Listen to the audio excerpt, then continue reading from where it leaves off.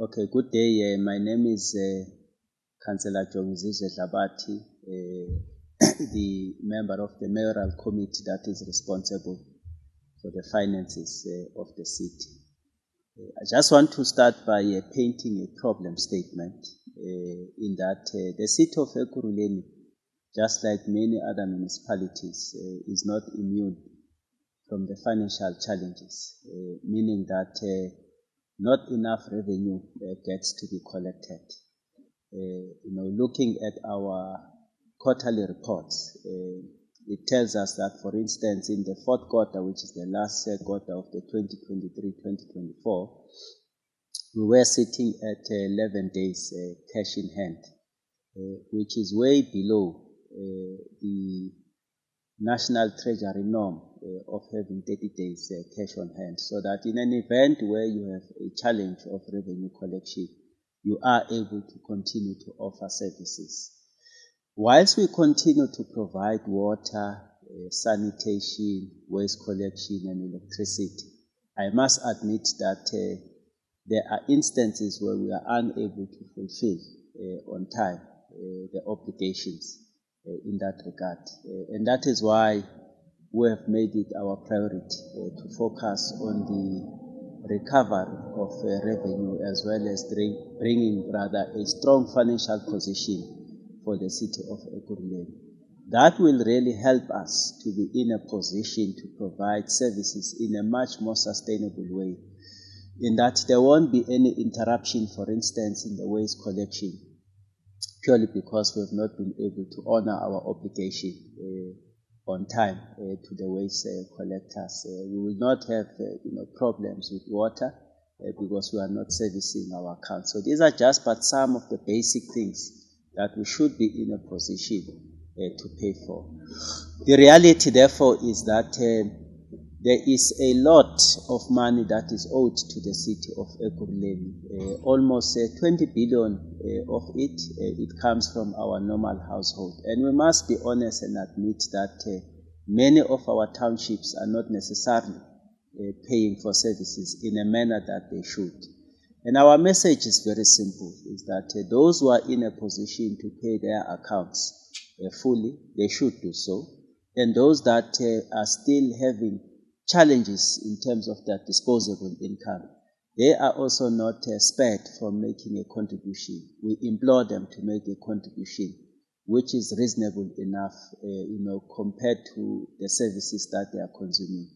And the point is that every household in the City of Ekurhuleni must make a contribution on a monthly basis towards the services that they consume. If they do so, they help us to pay Eskom on time so that we have enough electricity to distribute. If they do so, they help us to pay rainwater on time so that we can have water, clean water for that matter, that we distribute for them, and to keep our sanitation working and our environment clean by paying for the waste collectors.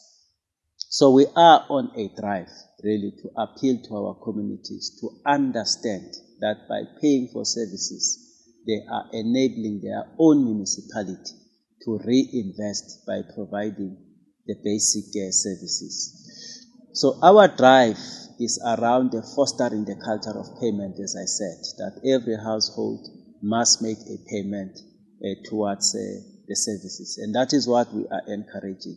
Not only a household, but inclusive of businesses. Businesses, they are carrying us, but there are instances where some of the businesses are not servicing their accounts fully. And that is why we are sitting with about 5 billion in our debtors book of a number of businesses that are not paying us. We are also intending to activate early warning systems in that our institution must be able to remind account holders on a regular basis, timely so, that their accounts are due on a particular date and that they must pay. And this is what established companies are doing, to remind their customers on a continuous basis that you need to pay for your services. For instance, DSTV will send you an SMS or a WhatsApp to say that your account is due on a particular date. And one of the things that is troubling is that, the prioritization of payment by our own household is a bit skewed. Granted, as you earn, you must buy grocery, you must pay for your insurance. But if you look at where the municipal services are prioritized, probably they are just at the last. And what we are saying is that, yes, pay your groceries, yes, pay for your insurance. Before you prioritize DSTV, pay for your municipal services, because we give you water, we give you sanitation, we collect waste, and we do provide to some extent with free basic electricity for those that are under the indigent. So we are appealing from the prioritization point of view that don't leave your municipal services to be at the last. Put them somewhere at the top, because you are helping your municipality to provide the services. So the early warning system is intended to then remind people, prioritize us, because it is important to do so. We are also looking at providing some relief, which is a once-off relief, through our debt rehabilitation, an incentive scheme, where we are saying, if you have a challenge with your account, come forward. Allow us, for instance, to normalize you if you have connected electricity illegally. We are intending to offset the interest on the account, give you 50% discount, and subject you into a payment arrangement. The other option we are looking at is to give 75% once-off debt write-off on the portion of a debt that is 120 days and above. And then we lock the 25% into the payment arrangement, and that will continue to service the other debt. So these are some of the initiatives that we are putting in place as a once-off relief to our communities, so that they can come forth and enter into an arrangement to service their debt whilst they continue to pay their current account. We're also mindful of the fact that there are challenges around the billing, where some of our customers are saying, but you are billing us on an interim as opposed to actual. Now, the implication is twofold. It could be that we are billing you more than what you have consumed, so it becomes overbilling and it subjects you to overpay. It could also mean that we are underbilling you, meaning that you are over-consuming, but you are paying us less. So we are recovering lesser revenue as opposed to what we're supposed to collect. So an area of billing, it's an area that we'll be paying attention to with all our internal parties. The whole objective really is to ensure that we progressively eliminate the use of interim billing. We do have in place some of the platforms that our communities can use to submit their own readings. Firstly, they need to register on our Siyakhokha platform, which enables them on a monthly basis to submit their own readings. The other platform is a WhatsApp platform, which they can also save so that they can send their actual readings.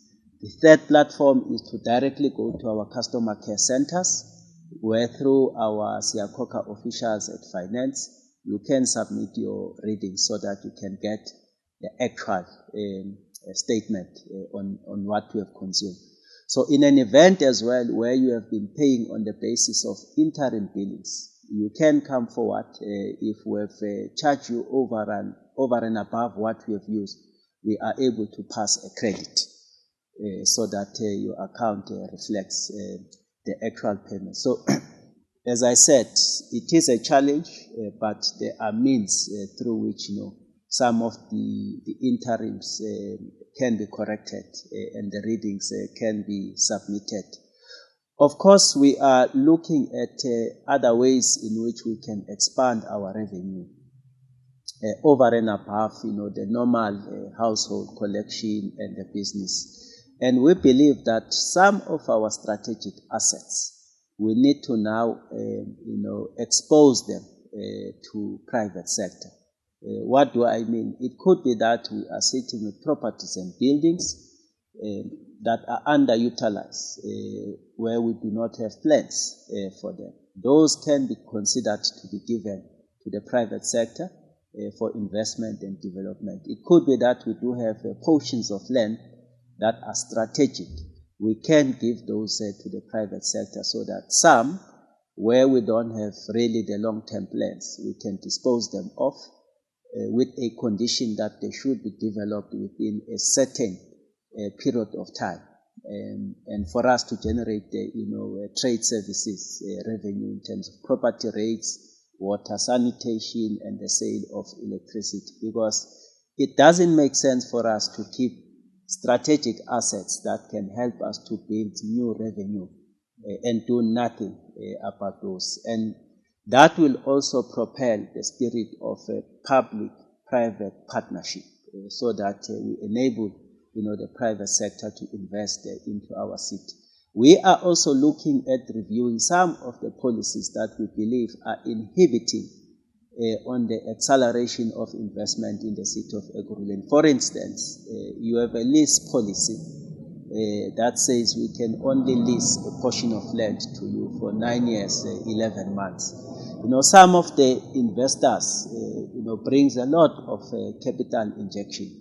And it might be impractical for them to actually break even within 9 years. So there's a need for us to look at what are the reasonable number of years for investors. Probably a minimum of 20 years can work, but those are the discussions we'll have internal. But the point I'm making is that we are going to work on reviewing some of the policies that will create a much more conducive environment for our investors to invest in the city. And of course, the last point around this priority of recovering and rebuilding our strong financial position is around sourcing for more grants. The attitude from finance is not to go and borrow money. The attitude is that we must collect, we must increase other options for revenue generation, but also exploiting some of the grants that are there, which we can tap from as a City of Ekurhuleni, just to also boost the totality of our income, operationally as well as capital expenditure. So those are some of the initiatives we are looking at. We buy electricity from Eskom.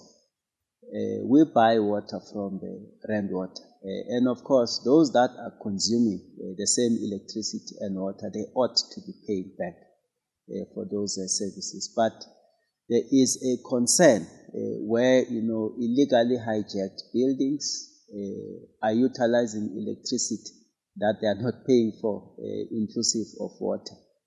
Just last week, we launched the campaign called the Credit Control Outreach Program, where we are targeting, those typical buildings that are not paying for electricity and water.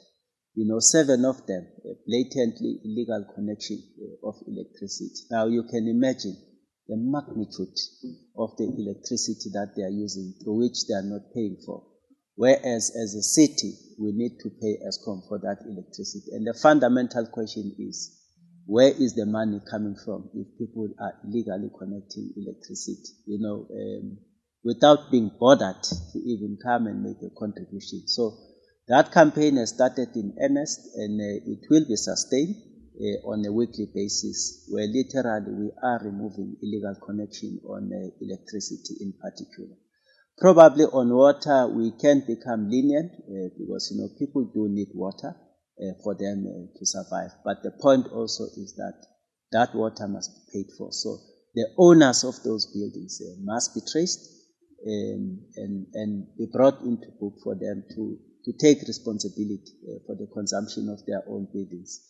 Otherwise, legally, we must also exploit options where we can attach these buildings as a City of Ekurhuleni, because they owe us quite a lot of money, so that we actually give them into the private sector, for different repurposing, whether it's office parks, whether it's the provision of social housing, which can be paid for.